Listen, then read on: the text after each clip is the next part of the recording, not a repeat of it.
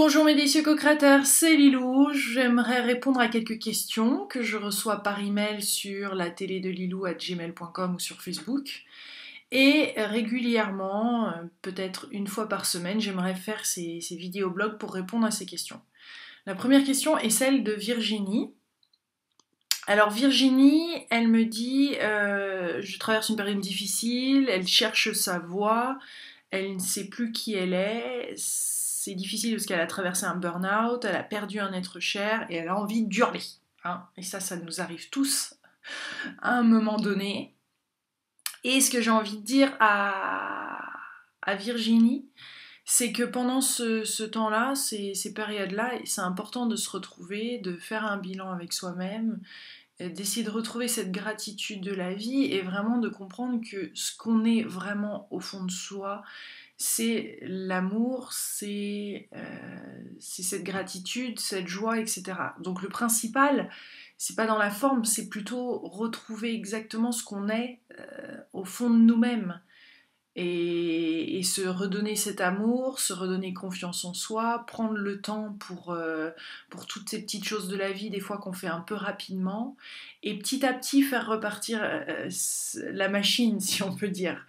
Donc c'est vraiment se redonner cet amour, je pense, et c'est passer du temps, au lieu de se tourner à l'extérieur pour trouver des solutions, essayer de se recueillir, de prendre du temps pour soi, d'être câline avec soi-même, d'être gentil, d'essayer de reprendre goût à la vie et à voir toutes ces belles petites choses, regarder la nature, se faire entourer de belles personnes et de prendre du temps petit pas par petit pas comme si on réapprenait à marcher. Et là, c'est la parfaite occasion pour réapprendre à marcher dans le bon sens. C'est-à-dire que là, si tu as fait un burn-out, et quand on fait un burn-out, c'est qu'on a été trop loin dans une direction, qu'on n'a pas écouté les signes. Ça sert à rien de s'en vouloir, ça sert à rien de culpabiliser. Par contre, c'est une bonne idée de réapprendre à marcher donc dans le bon sens en s'aimant, en prenant soin de soi, en écoutant son intuition, en prenant du temps peut-être pour faire du sport. Peut-être c'est le bon moment pour toi de faire un défi des 100 jours d'ailleurs sur le site, va voir. De se redonner confiance, de te redonner cet amour-là. Et puis si tu as envie d'hurler, tu vas dans un bois, dans une forêt et t'y vas, quoi. Ça fait du bien. Il faut aussi accepter qu'on a des émotions qui nous traversent. Et ça fait du bien, il faut les exprimer, il faut qu'elles sortent. Après, elles peuvent sortir dans un contexte comme dans une forêt ou ailleurs, où en effet, il n'y a pas trop d'impact avec les autres. Il faut prendre le temps que tu as besoin pour toi en ce moment. Tu es la priorité. Et nous t'envoyons tous plein d'amour. Voilà Virginie, je t'embrasse. Deuxième petite question de la semaine qui nous vient de Chris. Et Chris dit je traverse une période difficile sur le plan professionnel. Je viens de faire une formation en Suisse et je reviens en gros sans la licence et j'ai peu de ressources, je dois assumer financièrement, il a une certaine urgence pour trouver ce poste et il se demande quel chemin il doit prendre. Eh bien c'est le parfait défi Chris, mon Dieu. Les défis, ils sont là et ils sont faits pour aller découvrir quelque chose au plus profond de nous, quelque chose de beau. C'est comme si, moi je les vois, c'est comme si la vie avait un cadeau à t'offrir et ça passait par ce défi pour que toi-même tu trouves ces réponses. Idéalement, il ne faut pas fonctionner dans l'urgence ou la panique. Oui, des fois, on a à faire quelque chose dans l'urgence, mais du moins pas dans la panique, pas dans ces peurs, parce que souvent on fait les mauvais choix. Alors il faut essayer de trouver rapidement ton alignement, de puiser en toi, de savoir que tu peux retrouver rapidement cet alignement avec la vie, c'est-à-dire te sentir bien de nouveau pour faire des bons choix. Moi j'ai tendance vraiment dans ces situations à appeler, à demander à la vie un coup de pouce. Moi, je demande carrément, j'ai besoin d'un coup de pouce là, j'arrive pas à gérer cette situation, j'aimerais trouver une solution. Et rien que de le dire comme ça à voix haute ou à voix basse, de chez soi, et de commencer à communiquer avec la vie, ça débloque pas mal de choses, tu vas voir. Et aie confiance rapidement que tu vas trouver ce qu'il te faut. Pour moi, c'est clairement un cadeau, tout ça. Si la formation s'est pas faite, si t'as pas eu ce diplôme, il y a une très bonne raison. Peut-être qu'au final, tu découvriras que c'est une très bonne chose, que ça s'est pas fait, qu'il y avait autre chose qui allait mieux te correspondre. Donc en fait, ça t'évite un sacré détour, peut-être. Donc c'est trouver finalement la gratitude, d'arriver à trouver pourquoi tu peux être reconnaissante d'être dans cette situation-là. Ça va te permettre de te réaligner, donc d'être reconnaissant. Alors au début, ça commence un peu timidement, tu dis je suis reconnaissante de ne pas avoir ce diplôme, cette formation. Et là, tu bloques un peu, tu trouves pas forcément les raisons, et petit à petit, tu essayes de t'aligner avec ça. Je suis reconnaissant parce que je peux m'orienter vers quelque chose qui va encore mieux me correspondre, découvrir autre chose, etc. De toute façon, plus on s'allège de notre passé, plus on s'allège de choses, plus on se tourne vers le futur, surtout dans le moment présent, et qu'on accepte le moment présent pour ce qu'il est, et plus on peut avancer, plus on peut surtout... c'est comme si on ralentissait un petit peu le temps et on était dans cet espace où finalement il n'y a pas de problème, tout est parfait, c'est pas mettre un bandeau et faire mine qu'il n'y a rien du tout et qu'il n'y a pas de souci, hein, c'est pas ça. C'est essayer de retrouver le calme. Et tu vois, de trouver la force est en toi, tu vois, t'es aligné, t'es bien, et tu vas attirer à partir de ce moment-là les bonnes réponses, les bonnes personnes. Après, il y a des choix à faire pour financièrement assurer, ça c'est sûr, mais tu vas le faire consciemment. C'est ça le principal, c'est de le faire de manière connectée, de manière ouverte, de manière dans l'amour, pas dans la peur, pas dans la panique. Et ces moments-là sont vraiment faits pour qu'on découvre le meilleur de nous-mêmes. Il faut vouloir le voir. Donc la gratitude permet tout ça. Voilà Chris, je t'embrasse. Plein de belles choses pour toi, très très rapidement. Alors une nouvelle question cette semaine de Léona. Qui me dit en gros j'ai 45 ans, j'ai fait un long parcours quelque peu chaotique et jonché de questions.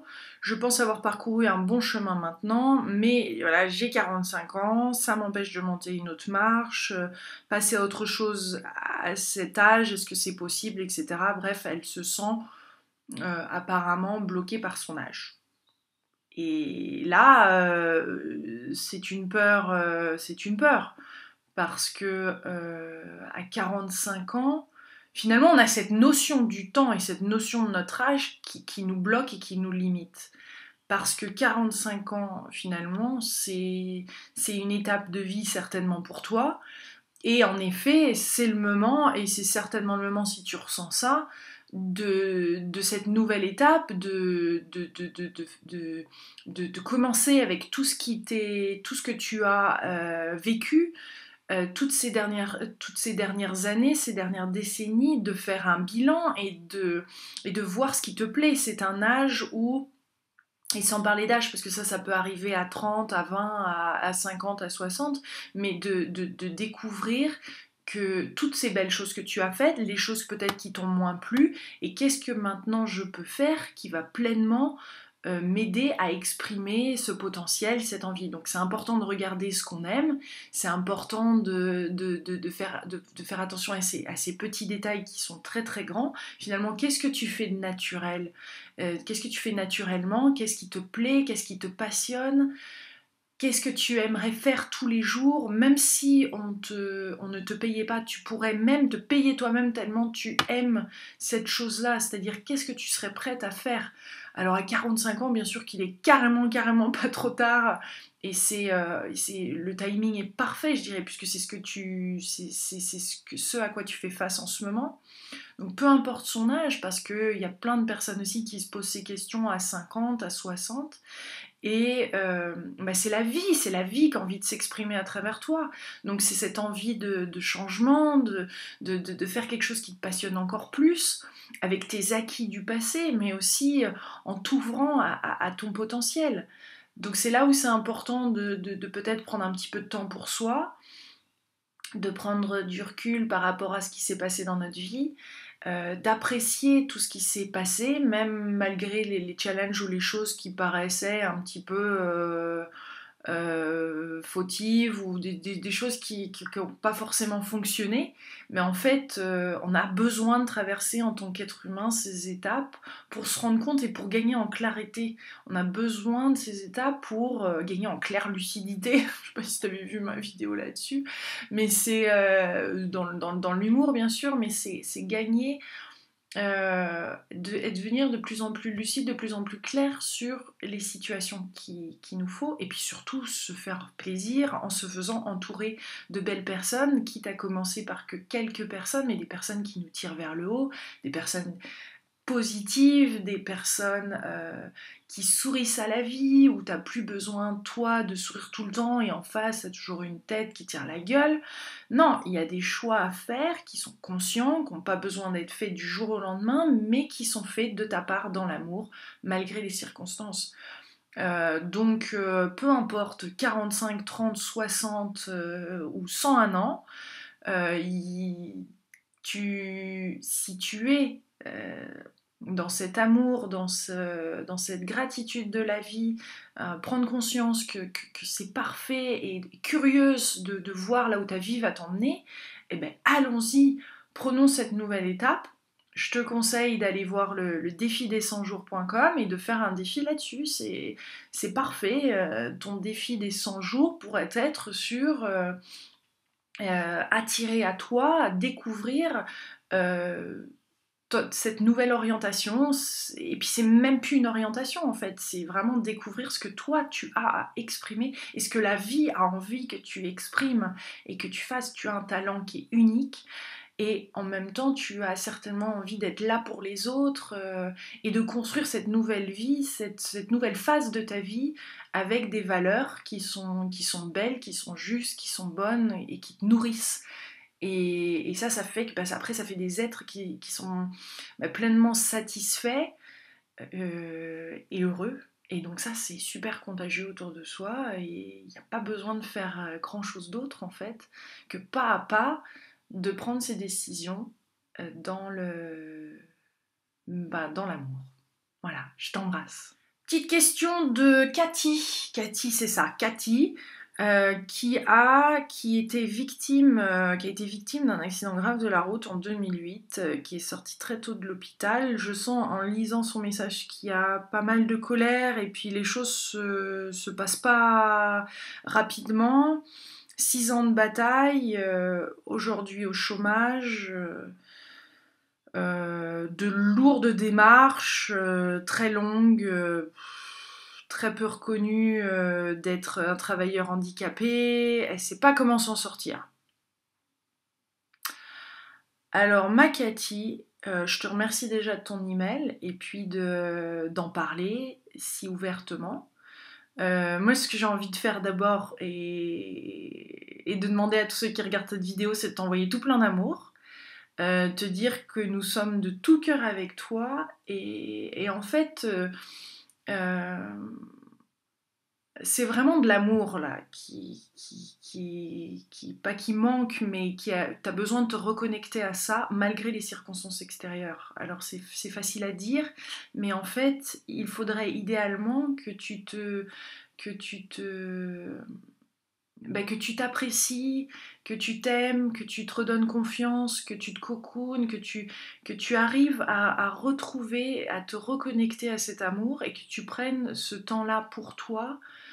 Et en fait, que tout ça, si tu veux, parce que les manifestations extérieures vont démarrer à partir de ce quelque part que tu ressens à l'intérieur. Donc là, le fait de t'aimer, de t'apprécier et de pouvoir trouver ces joies, ces petites joies au quotidien, inconditionnellement, en essayant d'être inconditionnel avec l'extérieur, et plus tu vas attirer à toi des personnes qui vont t'aider.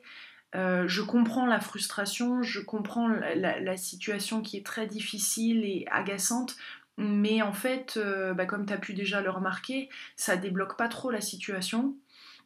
Donc le mieux, c'est que tu prennes vraiment ce temps-là comme si c'était un temps de silence, comme si c'était un temps où les choses n'avançaient pas, et c'est un temps dans le couple qui est là pour toi, où tu dois faire un reset, un gros reset.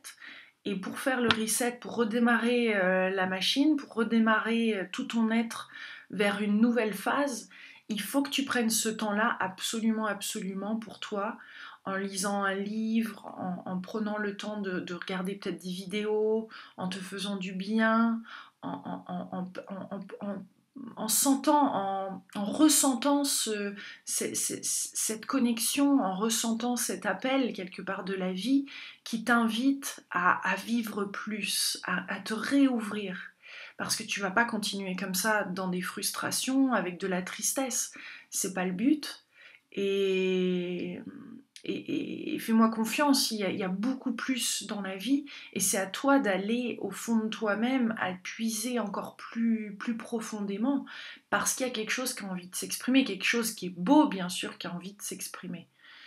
Donc, donne-toi cet amour, offre-toi cet amour inconditionnel avec la vie, fais un pacte avec la vie, et, euh, et fais-toi entourer au maximum de quelques personnes, et reste positive.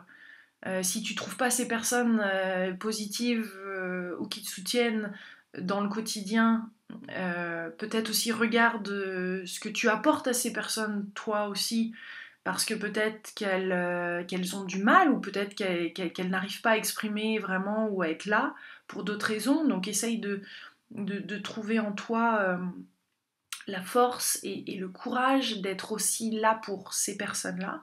Parce que les gens, quelque part, des fois, c'est un miroir aussi. Il faut prendre conscience de certaines choses qu'on a non pas améliorées, mais qui nous demandent une certaine évolution. Si on en veut aux autres d'être comme ça, quelque part, peut-être qu'on s'est mis aussi dans cette situation. Donc je ne suis pas en train de du tout dire que cet accident, tout ça, tu l'as voulu, mais que les choses n'avancent pas plus. Il faut s'autoriser à donner aux autres ce que nous aussi on souhaite avoir dans notre vie, mais inconditionnellement, sans attendre de l'autre qu'il nous aide forcément. Donc voilà, j'espère que ça répond un petit peu à tes questions, et je te souhaite beaucoup de belles choses qui t'arrivent à partir de maintenant. Gros bisous. Petite question d'un anonyme qui me demande comment vivre la maladie de proches et la mort au bout. Cela nous fait nous dépasser et régler nos conflits dans l'amour, mais où trouver cette énergie nécessaire? Ah, quelle belle question! Quel mystère de la vie! Que se passe-t-il après la mort finalement? Pour avoir vécu ce passage-là avec un être cher, euh, j'ai clairement senti son appel d'être là près d'elle pour sa mort. C'était ma grand-mère. Et je savais qu'il était temps ce jour-là pour moi d'aller à l'hôpital et de passer ce moment avec elle.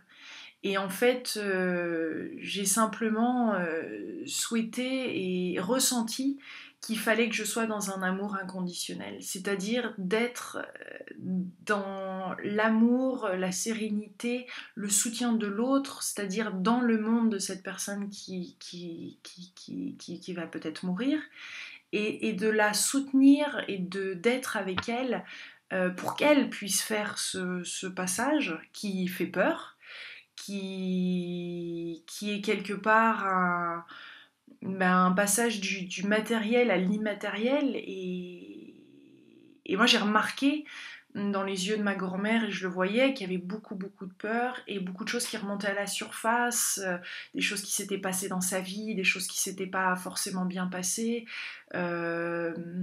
certaines probablement un petit peu de haine, de choses qui n'avaient pas été réglées, et tout ça, hein, j'ai l'impression, remonte un peu à ce moment-là, et donc d'être avec eux, de leur parler, de leur expliquer, d'aller vers ce pardon. Et même moi j'ai carrément dit à ma grand-mère, je te pardonne au nom de tout le monde. Enfin j'ai fait tout un petit travail, et je lui ai dit je lui ai expliqué d'aller vers la lumière, d'aller de s'autoriser à partir, parce que je voyais qu'elle souffrait à ce moment-là. moi je l'ai vu comme un accompagnement. Il y a Marie-Lise Labonté notamment qui en parle très très bien et qui accompagne, je pense aussi à Sylvie Outelet, je crois, qui est au Québec. J'ai fait pas mal de vidéos à ce sujet-là, je pense que c'est des personnes beaucoup mieux qualifiées que moi pour en parler. Euh, mais c'est un précieux cadeau en fait. Donc là où on va puiser cette énergie, bah, c'est dans cet amour inconditionnel, cette compassion. En fait, c'est le plus beau de nous auquel on accède dans ce passage-là par amour pour l'autre, en sachant que c'est une sacrée étape de vie, donc on peut s'effacer et on peut être là dans l'accompagnement. Voilà, j'espère que ça répond à tes questions. Plein de gros bisous à toi et à tes êtres chers. Une autre question cette semaine de la part de Valérie qui dit « J'envisage mon premier défi des 100 jours, je bloque sur la clarification de mes intentions, clarté, abondance, etc. Est-ce que peut-être c'est trop large, trop grand Bon, alors le défi des 100 jours, déjà super d'avoir commencé parce que comme je le dis souvent, moi c'est quelque chose qui me change la vie au quotidien et j'en suis à ma saison 29 en ce moment et j'adore. Donc si vous écoutez cette vidéo et que vous ne connaissez pas le défi des 100 jours, défidescenjours.com, il y a une page qui s'appelle Comment commencer, etc. Pour ce qui est des intentions, parce qu'en effet au début des 100 jours, on crée une intention, on crée un contexte dans lequel on a envie de vivre. Alors, les 100 prochains jours. Donc dans ce contexte-là, et au-delà de ça, on peut avoir des objectifs assez précis. Personnellement, j'aime bien, pour aider, et surtout quand on n'est pas très clair, bah justement le défi est parfait pour ça.